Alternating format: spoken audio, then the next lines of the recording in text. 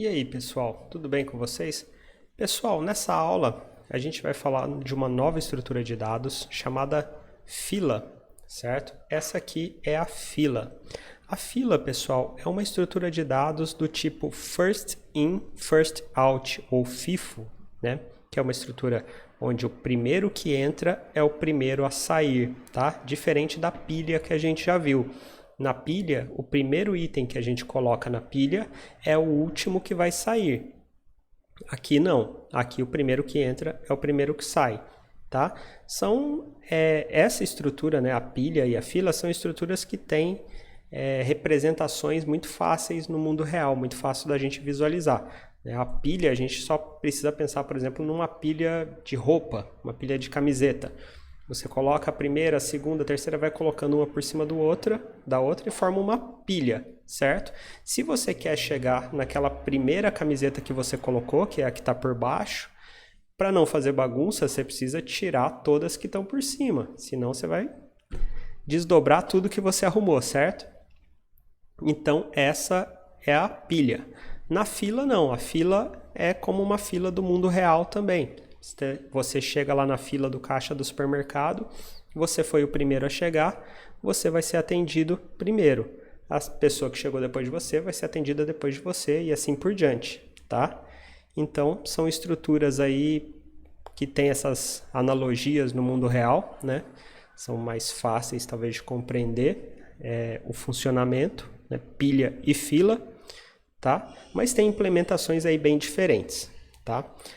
A fila, pessoal, ela tem duas operações básicas, tá? Que caracterizam a fila. A gente tem a operação enqueue, né? Ou enfileirar, né?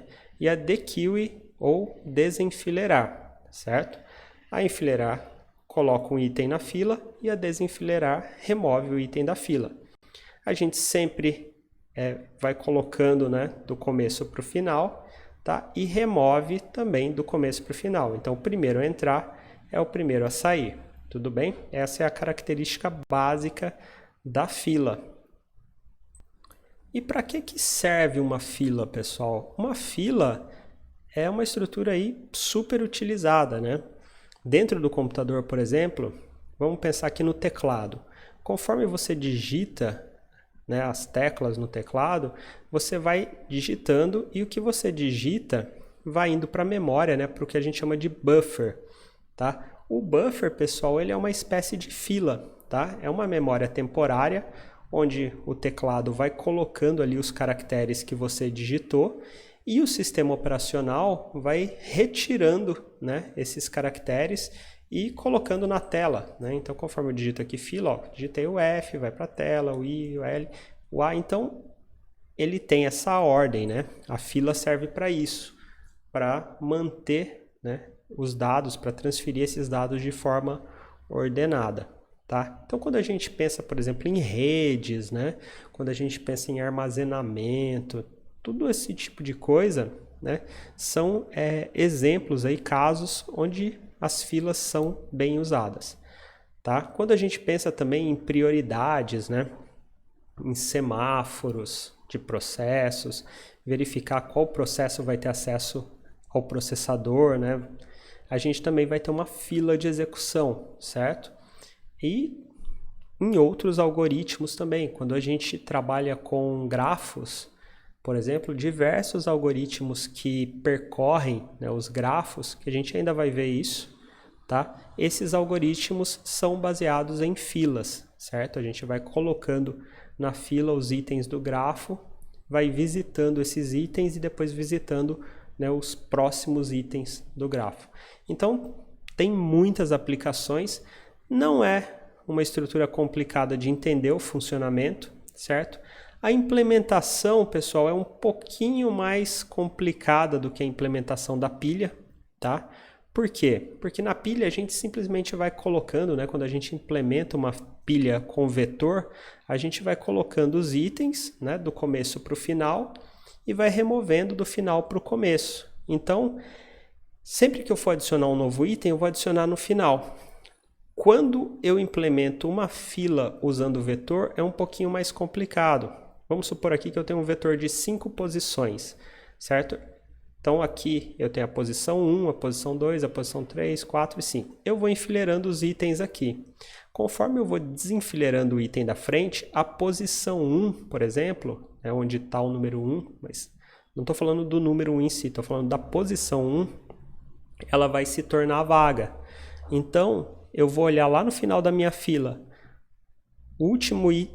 tenho vaga no final aqui da minha fila, tem vagas livres aqui, a posição 4, por exemplo, as 5 estão livres? Estão, então eu vou enfileirando os novos itens aqui. Chegou aqui no final, eu tenho que voltar aqui no começo e continuar enfileirando, né, até que a minha fila esteja cheia. Tá? Então, a implementação é um pouquinho mais complicada, mas nada do outro mundo. Rapidinho vocês entendem isso aí. Então, pessoal, agora vamos para o Visual Studio Code e vamos pensar aqui um pouquinho como vai ser a implementação da nossa fila, certo? Eu vou criar aqui um arquivinho de texto chamado implementação.txt para nós pensarmos e para que eu mostre para vocês qual que é a dificuldade, né? Opa, escrevi tudo errado aqui. Implementação, certo? Então, qual que é a dificuldade que a gente tem aqui na implementação da fila? Tá? Vamos supor que eu vou implementar uma fila com capacidade para 3 itens, tá? Usando o vetor. Então, eu vou ter aqui a posição 0 do vetor, a posição 1 e a posição 2, certo? Bom, qual que é o problema que eu tenho? Vamos supor que eu vou enfileirando aqui os caracteres do alfabeto. Então, eu vou enfileirar A, e aí eu vou ficar com 2 posições livres.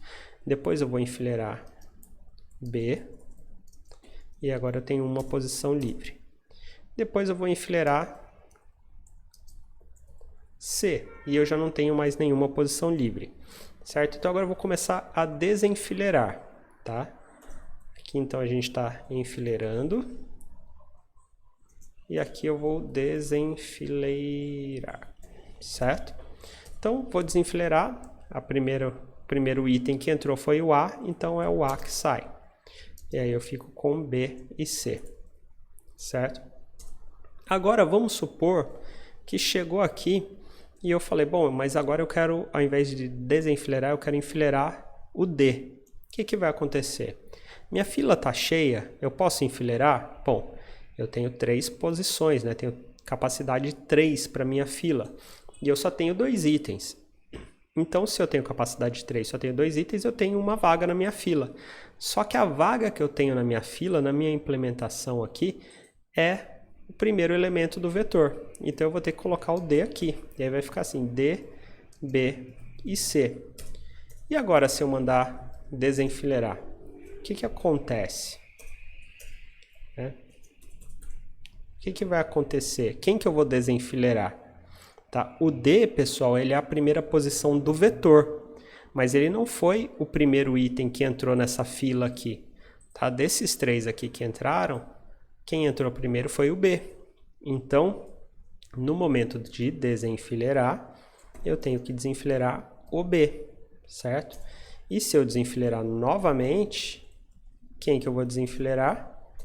Agora, o C.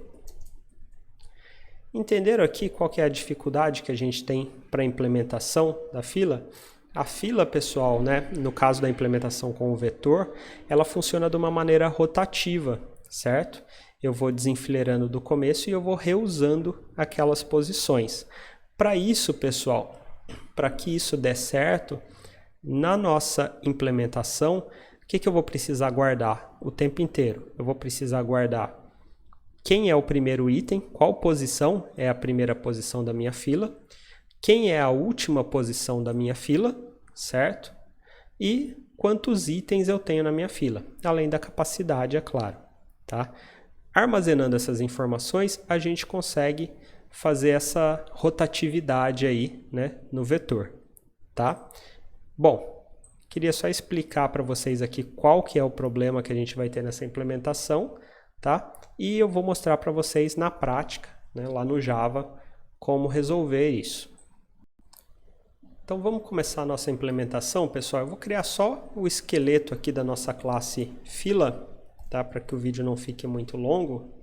Então, eu já criei aqui o arquivo fila.java, ele já criou aqui a classe fila, tá? Pessoal, atenção com um detalhe, tá? Sempre que você tem uma classe pública aqui no arquivo, essa classe tem que ter o mesmo nome do arquivo, tá? Se esses nomes forem diferentes, o Visual Studio Code vai reclamar aqui de erro. Se eu colocar aqui, por exemplo, minha fila, ó, apareceu, e o erro às vezes não ajuda muito. Ó. Por exemplo, o tipo público minha fila deve ser definido no seu próprio arquivo, tá? O que esse erro quer dizer é, se eu tenho uma classe chamada minha fila, essa classe tem que estar num arquivo chamado minha fila, tá? Não é o caso aqui. Então aqui vai ser fila, tá? E o que eu vou ter aqui, né, de métodos na fila? Então o primeiro método que eu tenho, pessoal, primeiro método não, na verdade eu vou ter o construtor, onde eu vou indicar a capacidade da fila. Então tenho o construtor. Eu vou ter também um método enfileirar, que é um método que não retorna nenhum valor, tá? Mas recebe como parâmetro o valor que vai ser enfileirado. Eu tenho o método desenfileirar, tá? Opa, no caso esse aqui não é void, por quê? Porque ele retorna o item que a gente está desenfileirando, certo? E eu vou ter aqui mais outros dois métodos auxiliares, tá? Que vai ser o está cheia. Vamos criar também o está vazia. Opa. Tá? Então essa aqui vai ser a estrutura básica aí da minha fila, certo? O construtor, método enfileirar, método desenfileirar, método está cheia e método está vazia, tá? Com isso aqui a gente vai construir a nossa estrutura de dados. Então eu vou parar esse vídeo por aqui. No próximo vídeo a gente continua com a implementação.